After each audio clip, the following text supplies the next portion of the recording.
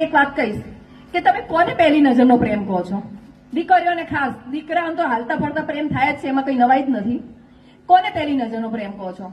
જે છોકરાને તમે 4 દિવસથી ઓળખો છો, જે છોકરો ભણ્યો છે કે નથી એ બી તમને ખબર નથી, એનો સમાજ શું છે, એનો પરિવાર શું છે, એ કઈ જ્ઞાતિમાંથી આવે છે, કયા ધર્મમાંથી આવે છે, એ તમે જાણતા નથી કે સાચો પહેલી નજરનો સાચો પ્રેમ.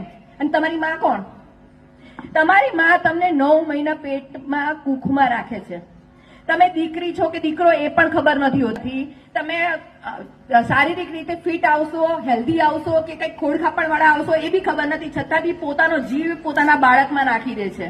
જેને કશું ખબર જ નથી કે તમે ભવિષ્યમાં એને વૃદ્ધાશ્રમ મૂકીને આવવાના છો કે પોતાના ઘરમાં રાખવાનો છો એ બી ખબર નથી, છતાં બી એ તમારી માટે એની મમતા એટલી બિછાવે છે. તમારા મા બાપ તમારું જતન કરે છે અને જયારે 9 મહિના પછી તમે આવો છો ને ત્યારે માના ધાવણમાંથી જે દૂધ આવે છે ને એ એની મમતા હોય છે.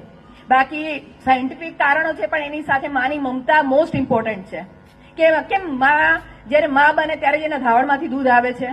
કારણ કે એનો પ્રેમ હોય છે. પ્રેમ, એનું જતન કરવાની જે અંદરના જે હોર્મોન્સ હોય છે ને એક્ટિવ થઈ જાય છે એના લીધે. તો પ્રેમ એને કહેવાય. આ 4 દિવસના રહુડિયાઓ જોડે ચાલતા ફરતા પ્રેમ થઈ જાય ને પ્રેમ ના કહેવાય. હું દીકરીઓને એટલા માટે લાવું છું કે હું ચાહું છું બીજાની દીકરીને જોઈશ તો કાલ ઉઠીને કુદરત મારી દીકરીનું જોશે. અને કોઈકે તો શરૂઆત કરવી પડશે ને. તો કેમ મારા ઘરથી, મારા સોસાયટીથી, મારા સમાજથી હું ના ચાલુ કરું? હું ચાહું છું દરેક દીકરીઓ સક્ષમ બને, પાપાની પરીને શેરની બને. દીકરીને કદાચ રોટલા ઘડતા નહીં આવડે તો ચાલશે, દુષ્કર્મીના ગોટલા તોડતા આવડવા જોઈએ.